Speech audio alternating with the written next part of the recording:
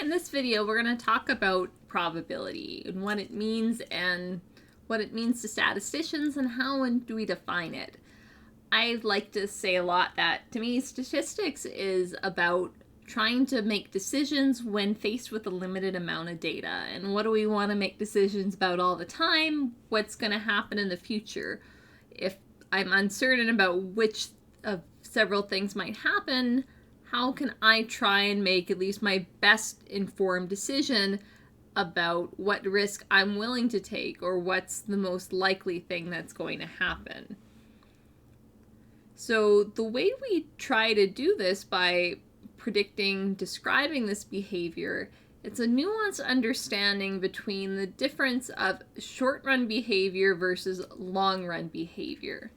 We have this notion that what happens in a small number of trials is not necessarily the same thing as what's going to happen in a large number of trials. When I only observe a small number of things, behavior can appear random and unpredictable. If I roll a die and I get 3 6s, I'm not really going to call Scotland Yard to come investigate to see if my die is broken. If I roll 36 6s, wow, I can't even believe I got that far, and I'm really concerned that someone just sold me a weighted die. If I roll a die 6 times, I'm not really expecting to see the numbers 1, 2, 3, 4, 5, 6 exactly all come up once. It's not even that weird to roll my die 14 times and miss the number 5. Even though in theory each number has an equal chance of coming up, when I only roll the die a small number of times, really anything could happen. But that's not really true when we roll things a large number of times. Then things are going to start to fall into a pattern and start to get predictable, and that's the key to understanding what probability is. So, short example, let's look at what's probably the most perennial next to pulling balls from boxes stats problem there is, and that's coin tossing. So let's imagine that what we're doing is we're flipping a coin and we're keeping track of the number of heads that we're getting. So I did this prior to recording this video, and what I did was I flipped a coin 10 times. So we'll say I performed 10 trials, and then I recorded whether I got a heads or a tails. Then what I did in that proportion column is I said, up till the trial I, what proportion of heads have I observed? So let's see what this means when we actually fill out this table. So this is for a coin tossing example that I did myself. So what we're going to see, the first time I got a tail, and at that first time I had a proportion of heads of 0%. And then I flipped it again, I got a head, and now I flipped it twice, and 1 out of 2 of them were heads. So I had a proportion of 50% heads. Then I got a tail. Now, up at that point in my third trial, 1 out of the 3 was a head, so I had a 33% or proportion of heads. And so we can see every time I get a tail, that the proportion is going to decrease, and I went on a bit of a string of tails. And then I got 2 heads and the proportion went up. I got another tail, the proportion went down. A head, the proportion went up, and the tail, the proportion went down. So even though in theory coin flipping was 50-50, sometimes I was seeing proportions as low as 20%. I saw 0%, which isn't that weird. I'm either going to get 0 or 100% on my first toss. So this is what happens in a short number of things, but what happens when we start doing this a larger number of times? So I'm not going to sit here and flip a coin thousands of times. I like all my students, but not quite that much to spend that much time coin flipping, so I used a computer to simulate a coin flip for me. And we're going to look at what happens when we start to do this more times. So short run, we're seeing lots of variability, but as I increase the number of coin flips, we're going to see things start to stay very close to 50%. So here is the first simulation that I did. And so what we're going to notice is that here I've kept track of my proportion of heads that I saw. So if at the first trial I had 0%, that means I got a tail. Here, at the second trial, I had a proportion of 0%. That must mean I got a tail. Here at the third trial, I got a head. So that must, because my proportion is 33%, or 1 out of 3. So every time the proportion goes up, that meant I got a tail, a head. And every time the proportion went down, well, that must mean that I'd received a tail. Tails will always bring down the proportion. Heads will always bring up the proportion. How much it brings it up or down depends on how many coin tosses we've had. When we have 10, it's going to change it by 0.1%. But when I have 100, it's going to be by 0.01, 1,000, 0.001.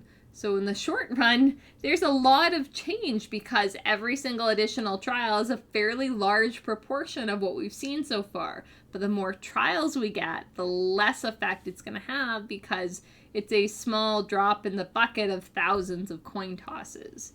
Then what I did in this one down here, it's basically the opposite of this graph if you kind of flip it around. So what you're going to see is that I asked how far away is the observed proportion from 50%, and I took that absolute value. So the idea is I wanted to make sure that I was not looking at negative proportions. So if it was below 50%, that it would look the same. So 60% and 40% would look exactly the same on this graph is kind of the idea. So the same thing when we had a proportion of 0, how far away was it from 50%? Well, it was 50% away. Here, where we had 2 out of 4, so 50%, it was right on. How far away was it from 50%? It was 0% away. So that is what's going on in this graph. So the closer the line is to the bottom, the less far we are away from 50%. So this is basically the coin example that I did by hand. So let's look at what happens when I start to add more. So I did this example with 100 coins, and we still see quite a bit of variation up until about 50 coins. And then it's starting to settle a little bit more into that pattern after about 50 to 60.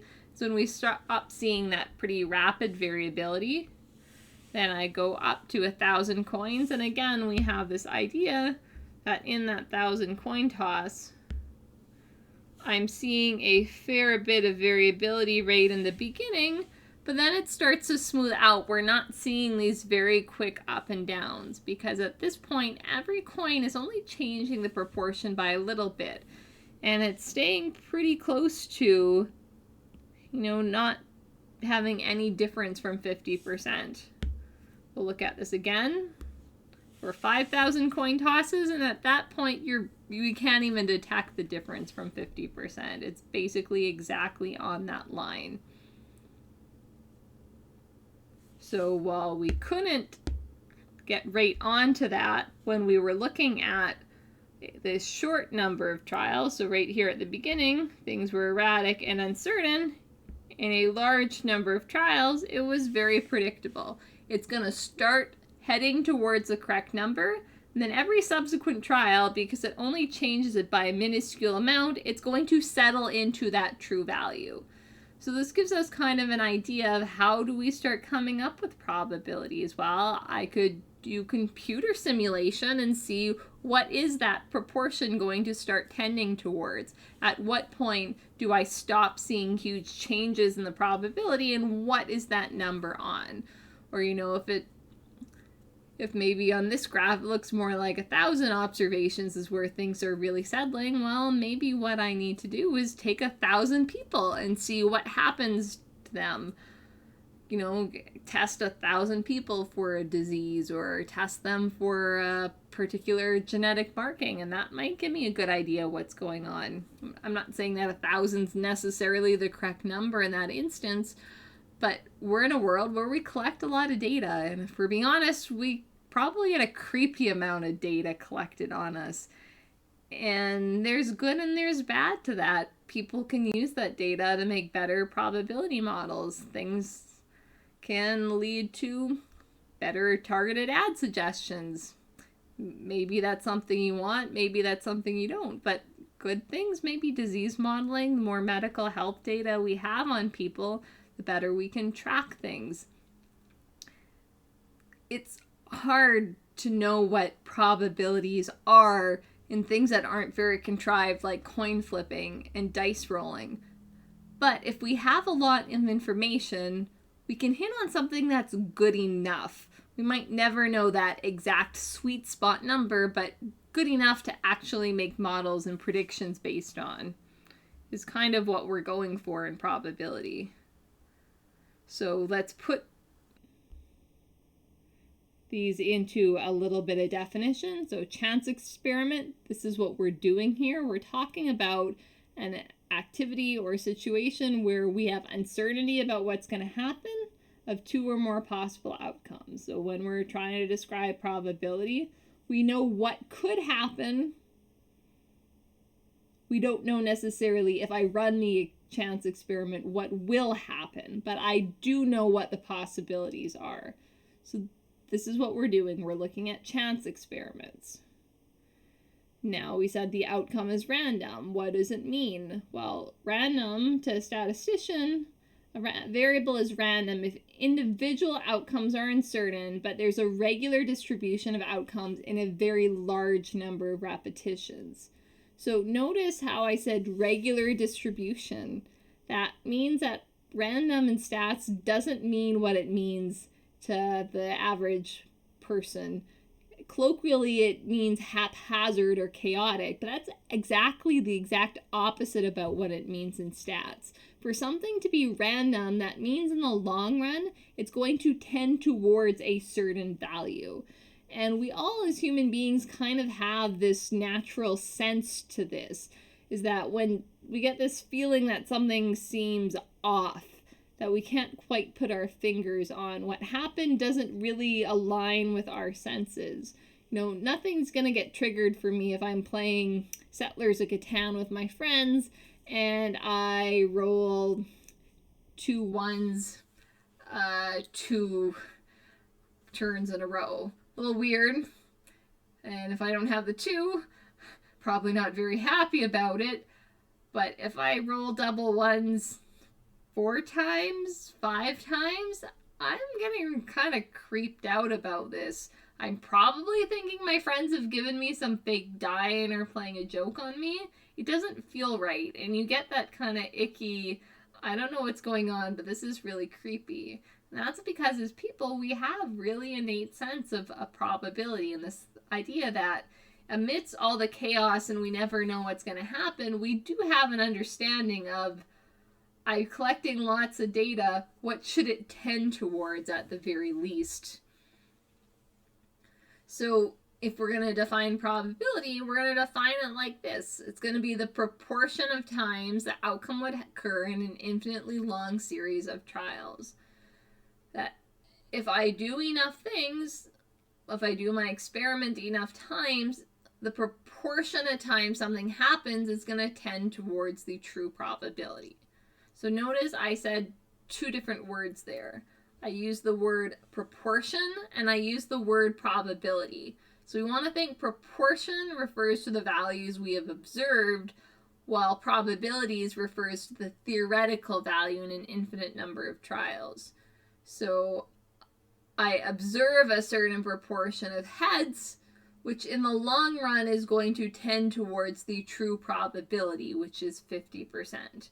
And there aren't too many things beyond contrived, like casino card chance things that we know the true probability of.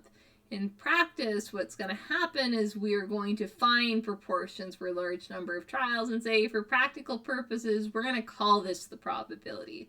There are so many things we're never actually going to know the probability of.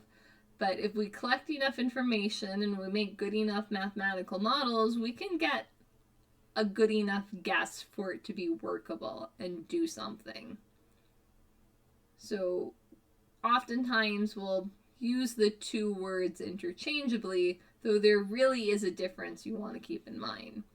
So this is what we're going to be doing in this unit. Learning how we can define probabilities and learning about making decisions and trying to describe these events. So there's two parts to this, and that's where we're going to go next, by looking at the two different parts. So keep this in our head. When we're talking about these chance experiments, we actually had two things we're talking about. One, what could happen, and two, the likelihood of each of those things happening. If I want to make decisions about the future, I need to know what my options are of what could happen and what's the likelihood of each of those. And something that combines both those things together, we're going to call a probability distribution. So we're going to be looking at how do we describe the list of things that could happen, and also how do we assign those probabilities to each of our possible outcomes later in this unit.